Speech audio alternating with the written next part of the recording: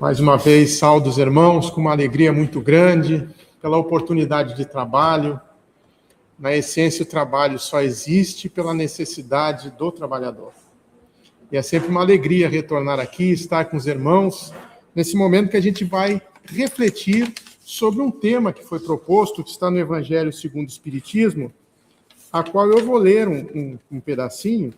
Mas antes, como eu sempre sou réu, confesso, irmãos, às vezes é difícil porque a gente lê e diz assim, mas é tão claro, o que será que eu não estou conseguindo ver?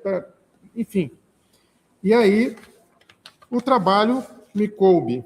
E eu vou ler, então, o Evangelho segundo o Espiritismo, isso está no capítulo 11, e é o item 13, que vai falar sobre a fé e a caridade. E diz assim, disse-vos não há muito, meus caros filhos, que a caridade sem a fé não basta para manter entre os homens uma ordem social capaz de tornar felizes. Pudera ter dito que a caridade é impossível sem a fé. Na verdade, impulsos generosos se vos depararão, mesmo entre os que nenhuma religião tem. Porém, esta caridade austera, que só com a abnegação se pratica, com um constante sacrifício de todos os interesses egoísticos, somente a fé pode inspirá-la, porquanto só ela dá-se possa carregar com coragem e perseverança a cruz da vida terrena. Sim, meus filhos, é inútil que o homem ávido de gozos procure iludir-se sobre o seu destino neste mundo. Pretende dar-se lícito ocupar-se unicamente da sua felicidade.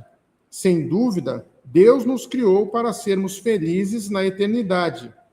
Entretanto, a vida terrestre tem que servir exclusivamente ao aperfeiçoamento moral, que mais facilmente se adquire com o auxílio dos órgãos físicos e do mundo material. Sem levar em conta as vicissitudes ordinárias da vida, a diversidade dos gostos, dos pendores e das necessidades, é essa também um meio de vos aperfeiçoardes, exercitando-vos na caridade.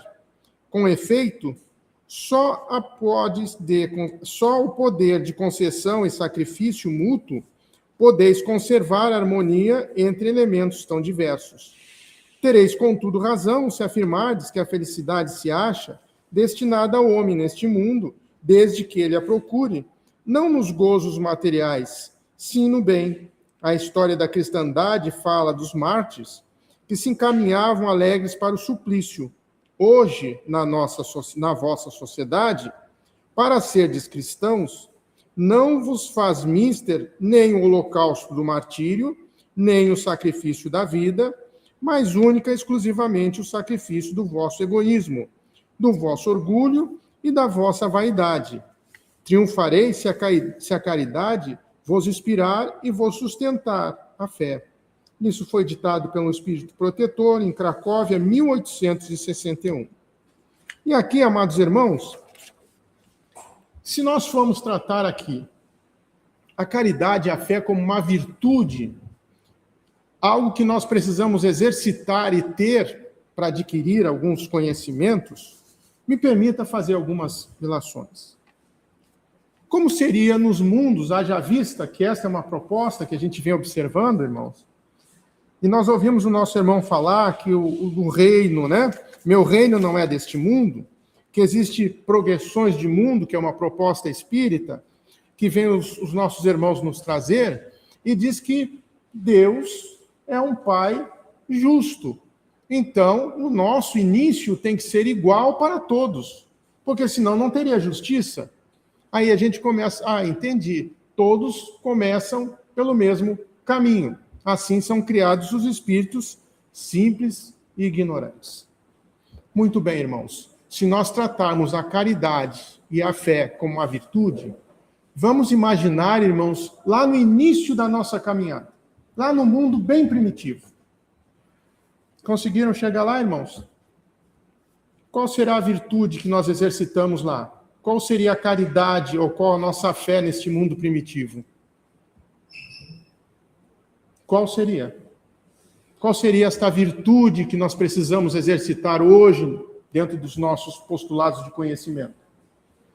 Porque nós estaríamos brigando unicamente pela sobrevivência e pelo corpo. Concordam comigo?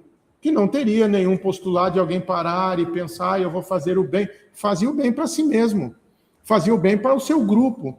Fazia o bem lutando contra a própria natureza, sem ter muita noção do que estaria acontecendo. Se nós começamos a entender que existe uma progressão, nós vamos também entender que existe uma necessidade corpórea como um instrumento do espírito para adquirir todas estas virtudes. Às vezes nós temos o hábito, irmãos, me permitam, de usar muito a lei de talião. Lei de talião é tal crime, tal pena. Então, se tu errou, eu vou te punir. Se tu fez bem, está tudo certo. Se isso aqui, isso é a lei de talião. E se nós não começarmos a olhar a vida com a visão que Jesus nos oferece de um Deus bom, um Pai amoroso, que zela e cuida de todos os seus filhos, nós começamos a entrar por uma vereda que eu começo de novo a ser egoísta. Porque, afinal de contas, por que eu vou fazer bem, como exercício de virtude da caridade, a alguém que não está nem aí para a hora do Brasil? Por que eu deveria fazer o bem? Não tem motivo. Poxa, eu fiz, aí a gente entra naqueles arcabouços mentais que a gente conhece muito bem. Eu fiz para ela, eu fiz para ele, eu fiz para o meu filho, eu fiz, mas depois ele não sei o que tem. E a gente começa sempre a enumerar as dificuldades que a gente tem perante a vida, sempre elencando a dificuldade tendo origem no outro.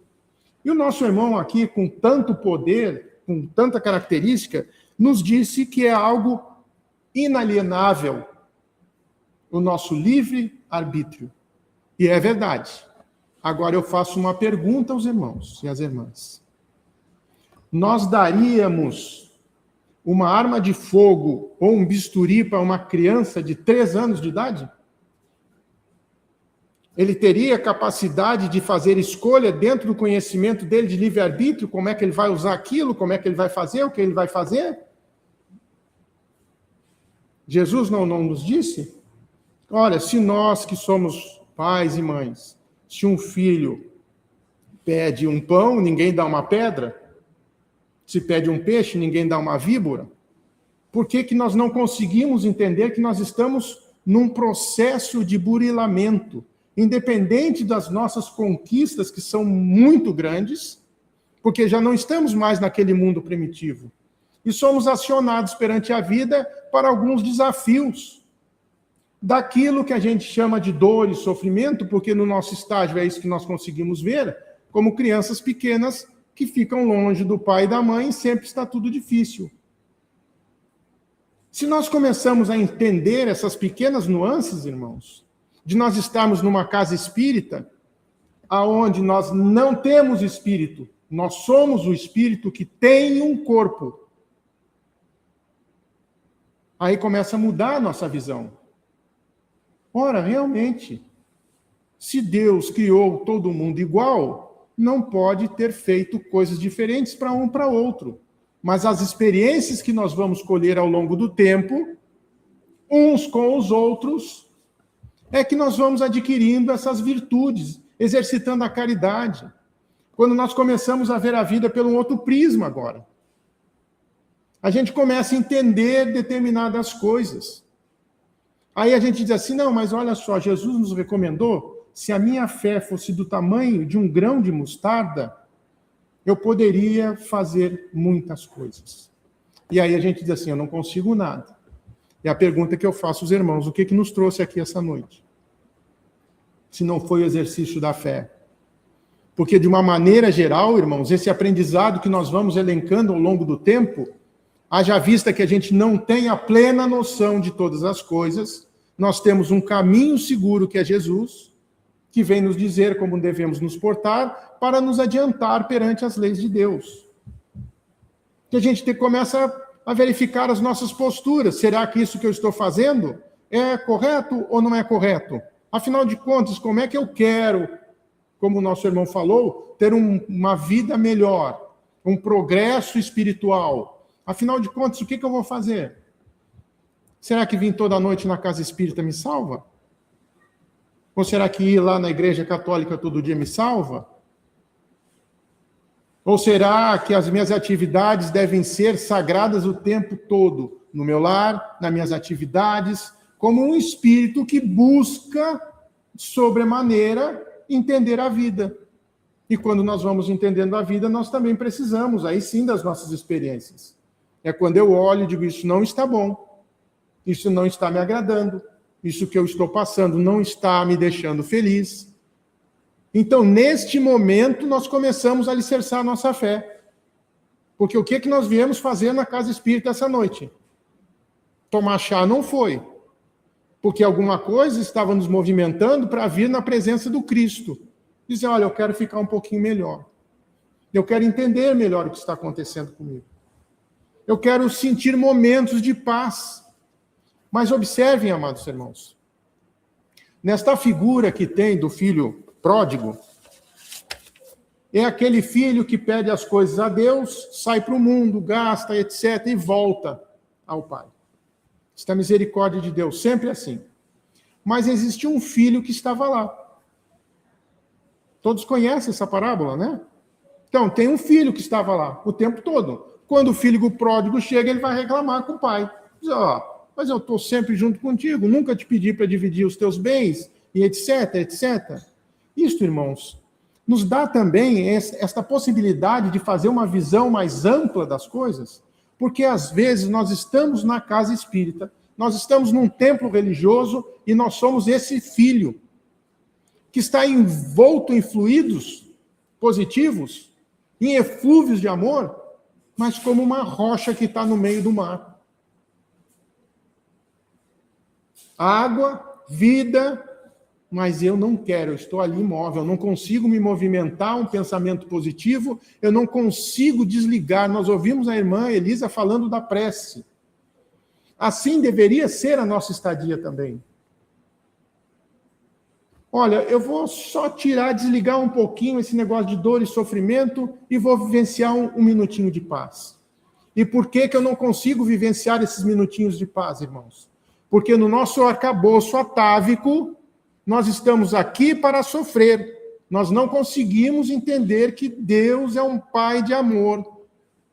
Nós não conseguimos ouvir Jesus. Então eu venho para sofrer. Eu vim porque eu estou pagando. Eu vim, essa doença e essa coisa que está acontecendo comigo é porque na outra vida, e nós começamos. Isto gera, sabe o quê? Um espírito de culpa e desesperança. Então a minha fé é rasa, porque eu não acredito mais em Deus. Eu não acredito mais em Jesus. Eu acredito na minha dor e sofrimento. É lógico e é possível, irmãos, fazer um exercício muito rápido para entender o que às vezes a espiritualidade vem nos dizer, como a gente planta e colhe. Só que nem sempre o que a gente planta é o que a gente colhe. Porque senão Jesus está enganado, que diz que só o amor cobre uma multidão de pecados. Se nós fizermos o exercício, eu não sei se os irmãos já sentiram raiva de alguém, não sei, tomara que nunca tenham sentido, mas aquela raiva que a gente fica mastigando o freio, aquilo que nos faz mal, a gente quer e a gente começa e tenta, e se eu tivesse falado, se eu tivesse dito, se não sei o que tem. Observa que daqui a alguns minutos tu está doente. Teu coração dispara adrenalina, tu fica, daqui a pouco, tá assim, eu não sei o que está acontecendo comigo. Sabe, está vibrando negativo. Experimenta, às vezes, irmãos, quando esses momentos mais complexos, desafiadores da nossa vida, é o momento da gente pedir a Deus ajuda. Isto é a fé. Isto é desenvolver estas virtudes que nós estamos desenvolvendo. Porque não se iludam, irmãos. Nós estamos muito longe ainda de ter essas virtudes, porque senão são vernizes. Ai, como eu sou caridoso. Não, eu não sou. Nós estamos aprendendo a ser. Quando a gente se movimenta em prol do outro, nós estamos aprendendo, porque nós não conseguimos ter essa abnegação ainda. De dar de coração. E tudo é exercício, irmãos. E todos os exercícios serão contabilizados positivamente, porque são exercícios. Dar um pão, dar uma sopa, uma roupa, é importante. Mas é muito mais importante do que isso o perdão. O olhar caridoso com o irmão. Olhar o sofrimento do irmão. Porque às vezes a gente não consegue, né, irmãos? E eu sei muito bem.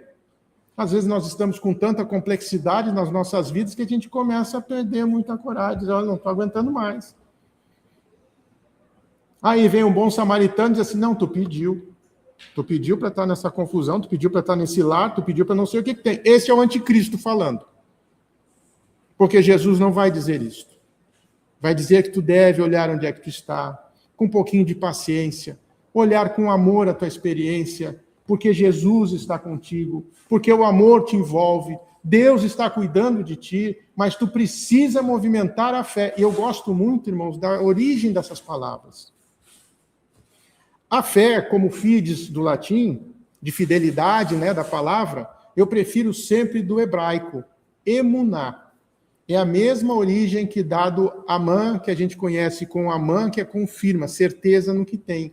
Emuná é movimento, aonde eu condiciono o meu movimento, aonde eu coloco a minha vontade de estar ali. Esta é a fé do judeu, emuná. Então, quando eu começo a perceber todas essas complexidades do aprendizado do espírito no corpo físico, é onde eu começo a buscar todas essas possibilidades de melhora e cura. Olha como o amor de Deus nos alcança. Agora, nós não viemos aqui porque somos perfeitos. Nós não viemos aqui porque somos salvadores dos outros. Nós viemos aqui buscar, quem sabe, Jesus.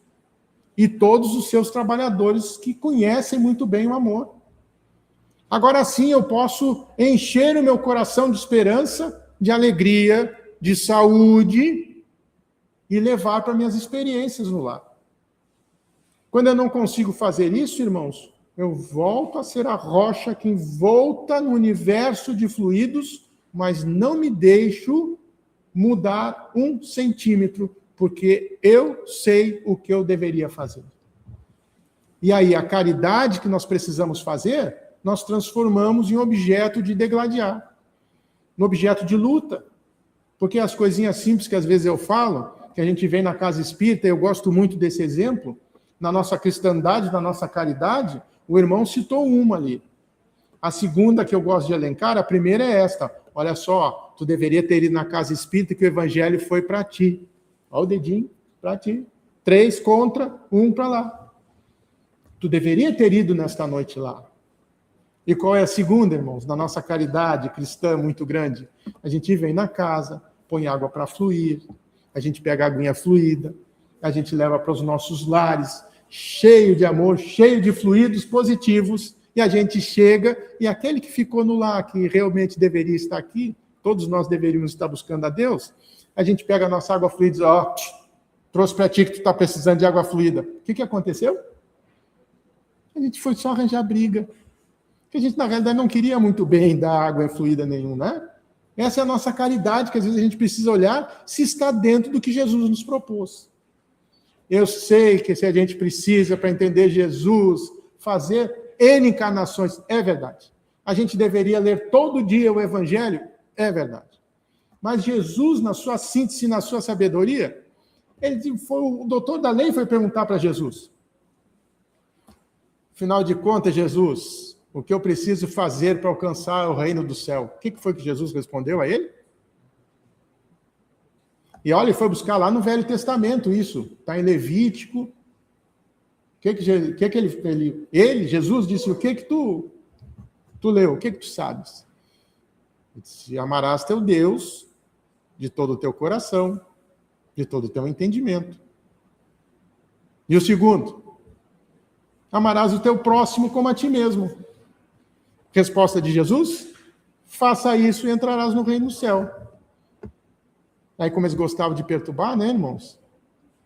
Aí diz assim, tá, Jesus, mas Eu vou amar o próximo. Quem é o próximo?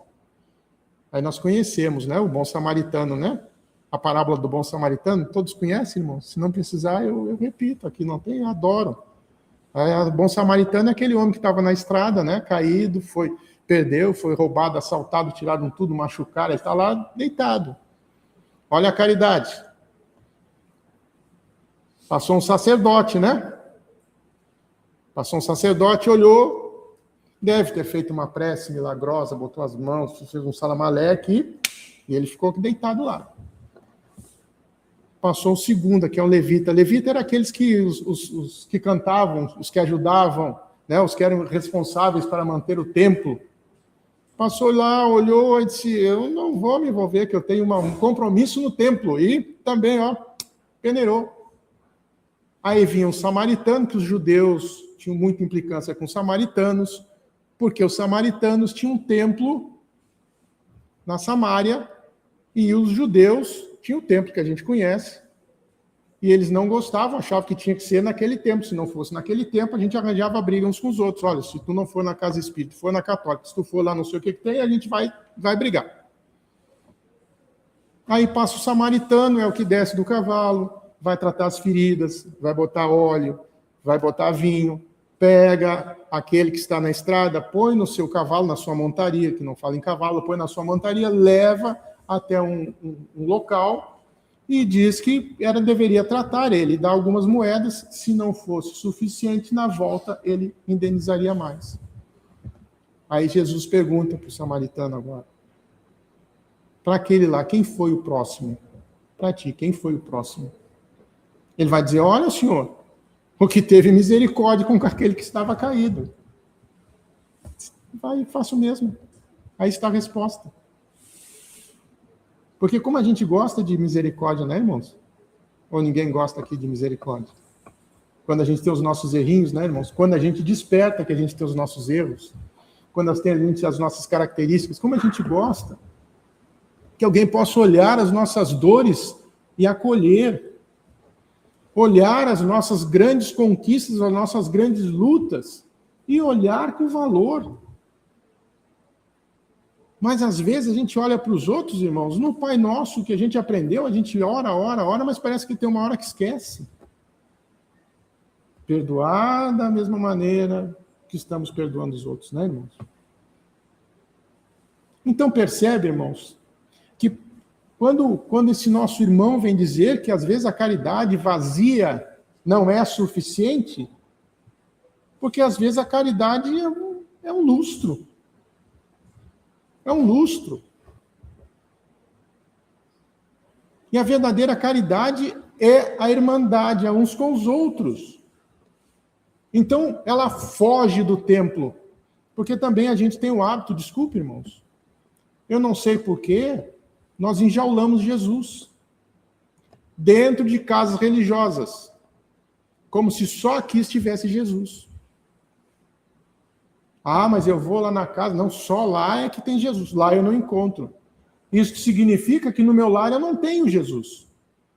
E se eu não tenho Jesus, compete a nós que viemos aqui nesta noite convidar o Cristo para estar lá.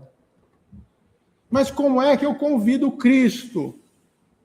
Ora, se ele está lá, eu preciso fazer o quê? Levar a esperança. Levar, às vezes, um olhar fraterno. Olhar, às vezes, uma boa noite sincera. O famoso Deus que te acompanhe, né? Senão é tudo muito fácil. Bom dia. Mas não está nem aí para a hora do Brasil. E, às vezes, até o bom dia, vai de uma vez que eu já não te aguento mais. Sabe, quando vai trabalhar? Ou quando a gente chega cansado no lar? E os irmãos sabem que tem uma diferencinha entre casa e lar, né, irmãos? Sabem, né? Uma casa nem sempre é um lar. Lar. É um Deus. Lar é um Deus, é o nome de um Deus, sabiam disso? É um lar. Por que este Deus existia dentro das casas? Porque era um momento que existia uma fraternidade. As pessoas, imaginem, em Priscas Eras, um frio. as pessoas com fome, chuva, neve, então se reuniam em volta do fogo para tratar dos seus assuntos mais íntimos uns com os outros, se alimentarem ali. Então, ali era muito fácil, tudo a gente achava um Deus, então naquele momento, naquela fogueirinha, vai dar o nome de lareira. Lareira a gente sabe, né? Então, lareira é o local onde a gente adora o lar. Por isso que lareira, fogo, calor, a gente se sente bem, está todo mundo à vontade, etc, etc. Então, a gente precisa também fazer das nossas casas um lar. E agora, eu tenho ferramenta suficiente para todo exercício que eu fizer, dioturnamente, me perguntar se eu estou fazendo para o outro o que eu gostaria que me fizesse. Este é o que Jesus nos recomenda. Agora, não importa mais gênero, cor, raça, tamanho, condição física, financeira, coisa nenhuma. O que eu estou fazendo está ferindo alguém? Não é bom. Não serve para nada. O que eu estou falando para o meu irmão sustenta as suas lutas? Ou eu estou colocando uma pedra em cima dele?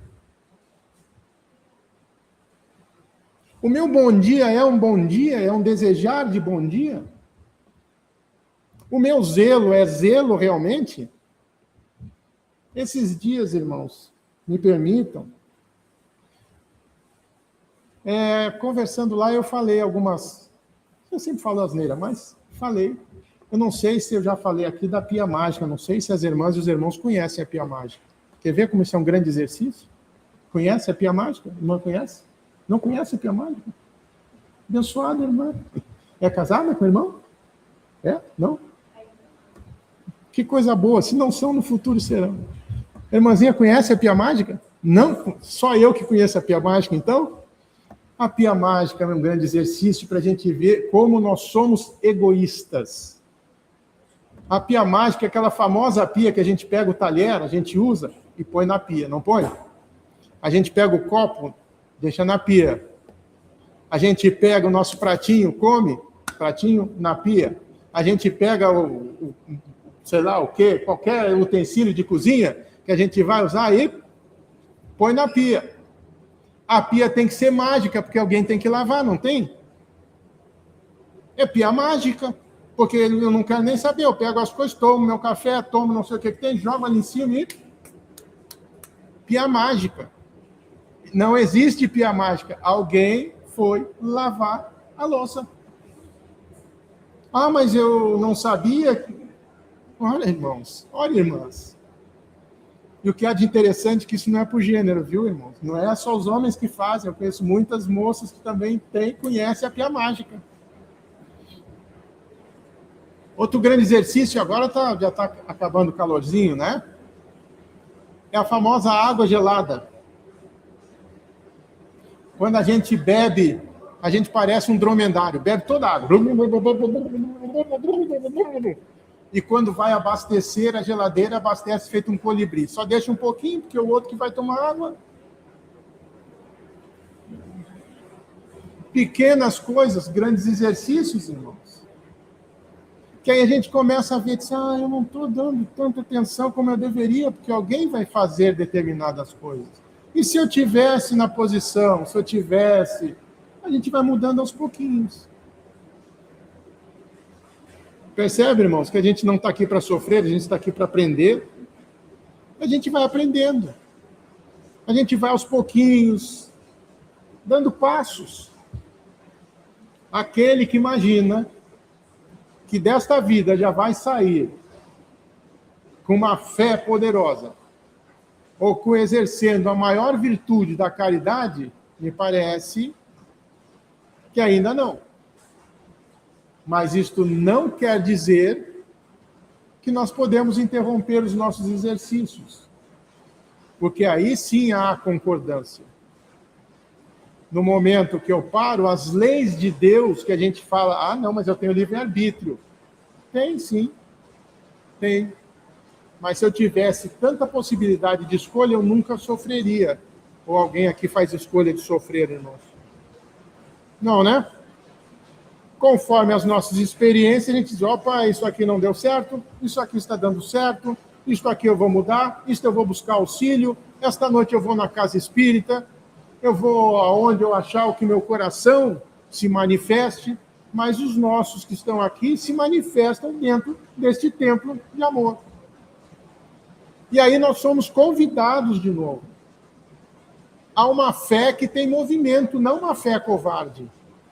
Uma fé que diga assim, eu vou fazer diferente. Então agora eu vou me movimentar. Quando eu ver a pia mágica, eu vou lá e lavo um copinho, não preciso fazer grandes salamaleques. Se a água está vazia, não preciso dar grandes discursos, que a gente gosta dos discursos, né? Só eu que abasteço a geladeira de água e ninguém... Não adianta. Vai lá, põe a tua aguinha, leva água fluida, reza muito pelo irmão desequilibrado. Se possível, traz ele na casa espírita. Se possível, traz. Se possível, comenta. Chega em casa e diz, como é que foi? Espero que tenha sido bom. Para mim é excelente quando a gente vem na casa espírita e toma paz. Como é que foi? Me senti muito bem. Estava bom? Estava bom. No dia que tu quiser, a gente pode ir lá. Aí tu experimenta. Ponto final.